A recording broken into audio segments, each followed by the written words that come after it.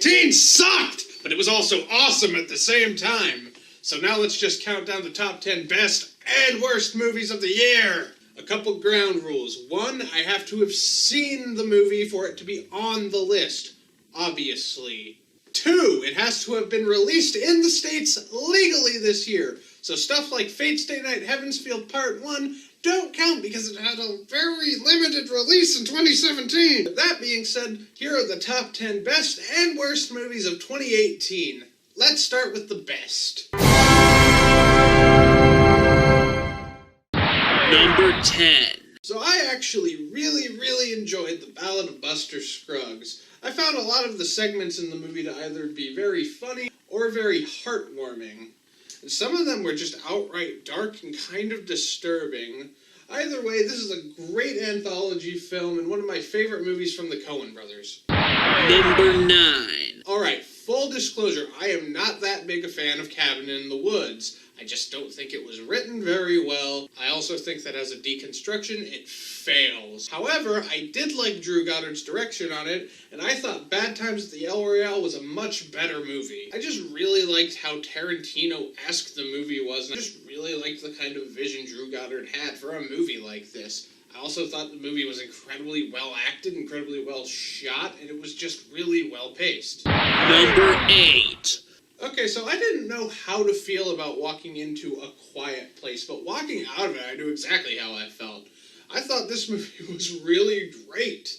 The idea of a horror movie just being this quiet, and the fact that the audience we were with was just so into it.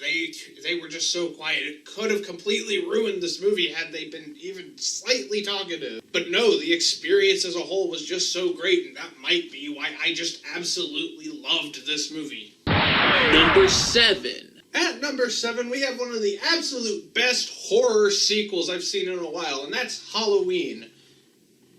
Halloween.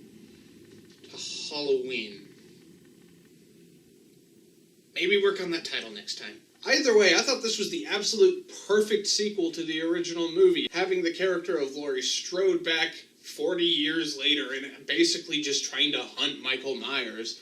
This is easily the best movie since the original, and this is easily one of the best horror movies I've seen this year. Number 6. Here at number 6, we have Marvel's beginning of their end, I guess. Either way, it's Infinity War. I was just really impressed by how they managed to balance all of these characters so well, and I was also really impressed that they managed to make Thanos, a villain that we had basically not seen yet, just so compelling. Really looking forward to Endgame. Don't fuck it up. Number 5. At number 5, we have a movie I've essentially been waiting 14 years for, and that's The Incredibles 2. I mean, let's be honest, Brad Bird has a pretty fucking great track record when it comes to animated films at this point. We got The Iron Giant, we got the first Incredibles, Ratatouille, we got this one. The fact that he was able to make a sequel to a movie that was almost perfect already is just mind-blowing. Probably never gonna get that third one, though.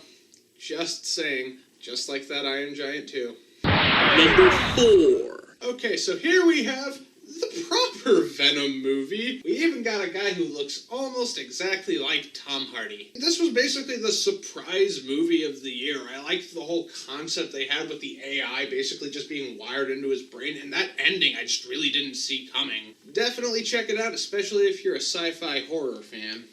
Number 3. At number 3, we have what is easily my favorite movie of the summer, and that's Mission Impossible Fallout.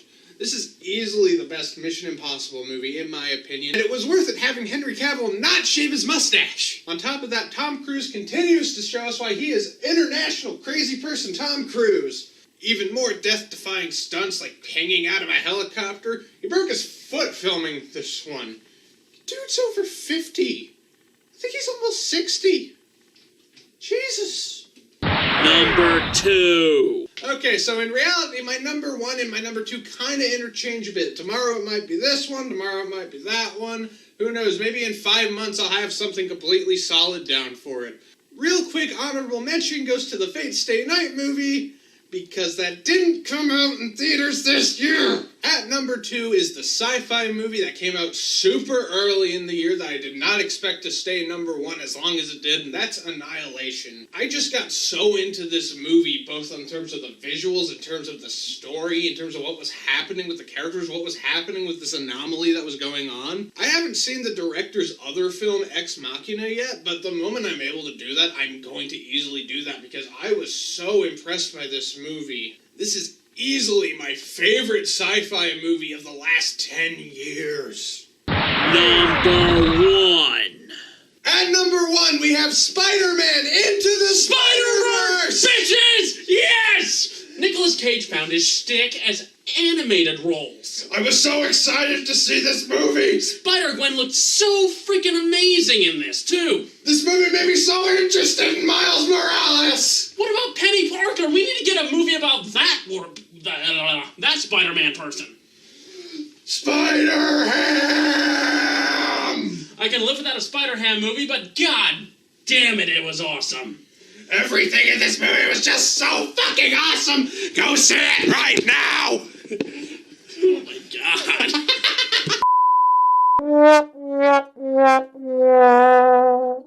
Number 10. Starting off, we have the second movie directed by half the mind that brought us this piece of shit. Bad Samaritan. I mean, it's not the absolute worst thing. It's easily the best of the 2 movies that Dean Devlin directed between this and Geostorm. We had a pretty solid performance from David Tennant, but the rest of the movie is just so bland and forgettable. Number 9. At number 9 is a movie that I had very hard thoughts on for a while. I really actually loved the last one too, so I was so fucking disappointed with Jurassic World Fallen Kingdom. Okay, starting on the positives here, it's a very well-made movie. It looks pretty. It's got some pretty good special effects. It's got really good sound. Unfortunately, the rest of the movie is so fucking stupid and poorly thought out and poorly written. I guess I'm looking forward to the next one. No, not really. Number 8. At number 8, we have a movie that is so fucking awful. But I kind of loved it, and that's Venom. Look, in terms of pure enjoyment, this probably should not be on the list, but as a movie, this is just so fucking terrible. I mean, good God, some of the choices they just decided to make with this movie just... Who greenlit this? You've probably heard some people compare it to Catwoman in terms of just how bad it is. I mean, it's not that terrible, but here's the reality. When it comes to how good the actual movie is, Spider-Man 3 is a better movie. It just so happens I'd much rather watch this one. Number 7. Okay, at number 7, we've got Blumhouse's Truth or Dare. Yeah, so I believe this came out around the same time as A Quiet Place, and it's pretty obvious which movie is actually much better. I mean, come on, this movie was so goddamn stupid. None of the... I didn't want a single one of these characters to live by the end. If I were to give a highlight, that ending is kind of hilarious. That's pretty much it. Number 6. At number 6, we've got The Cloverfield Paradox. Talk about missed opportunity. The first one was pretty good found footage monster movie. The second one was a surprisingly well done psychological thriller. This was just like some poor attempt at an Alien ripoff. There is nothing redeemable in this movie. Okay, no, there's one part regarding one of the dude's hands that moves around on its own, and the way they kind of treat that is almost so bad it's good. But everything else in this movie is so boring and poorly thought out. Number 5. Why did we get a Slender Man movie this year? I mean, how is Slender Man even still relevant? Taking that out of the equation, the movie itself is nothing. Nothing happens in this movie. There is zero plot to this entire movie. Things just kind of happen, and then they stop happening. And then the movie just ends, and you basically just ask why you wasted your time. Number 4. At number 4, I used to consider myself a fan of this series. After Fantastic Beasts: The Crimes of Grindelwald, I don't think I'll ever actually want to see another movie in this franchise again. I mean, think about it. This movie basically has the same exact problems as The Amazing Spider-Man 2 has. There's too many characters that they're just failing to focus on. I can't see, like, half the action in this movie. And good God, why did you hire Johnny Depp? That is the worst casting decision in a long time.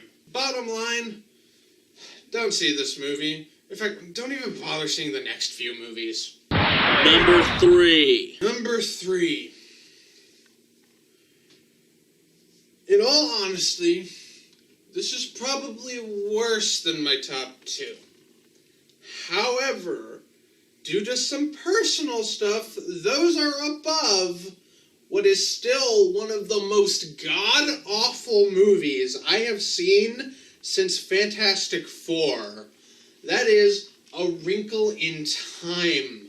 Like, oh my God, how could you take something that could have been an interesting premise and just make it so terrible? Like, every poignant moment this movie tries to have is played on a pop song. Not to mention the fact that the visuals themselves are just so ugly. They look poorly rendered half the time. Don't get me started on Oprah Winfrey's enormous ego. Like Brendan, I haven't read the book, but I imagine it has to be miles better than this piece of shit. So glad that this was a bomb at the box office. Okay, so there is no way that I can talk about these two movies separately. So we're just gonna go on this huge thing here on the top 2 movies, which are... Number 2. Number 1.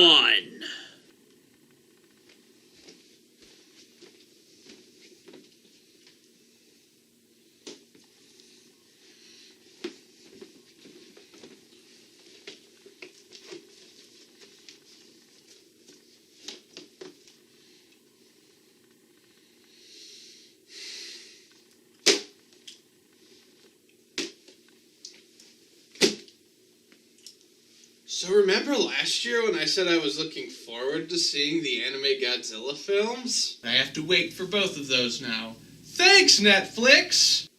Well, that's a fucking lie now because they both fucking suck! Everything about these movies is so fucking boring and generic and bland, and it makes me so pissed off that the first attempt at an anime series of Godzilla films is these pieces of shit! Oh my God, how do you take such interesting ideas and concepts and just make them the most boring shit imaginable? Planet of Monsters is just this boring, generic sci-fi film with Attack on Titan characters, and City on the Edge of Battle just takes everything that could have been good and squanders it all by making it the exact same movie and giving us a Mechagodzilla that doesn't even fucking operate! I fail to see how you can give us a Godzilla adaptation that is worse than the 1998 movie. Bottom line, these two movies absolutely fucking suck. I can't wait till Planet Eater becomes the bottom movie for next year. I mean, Jesus Christ, they got Geno Ibuchi and the people at Knights of Sidonia to work on this thing, and it's not even very good. It's so fucking... Well, it's 2019 now, and honestly, after those movies, I don't see how I could ever look forward to anything again. I mean, what's coming out this year?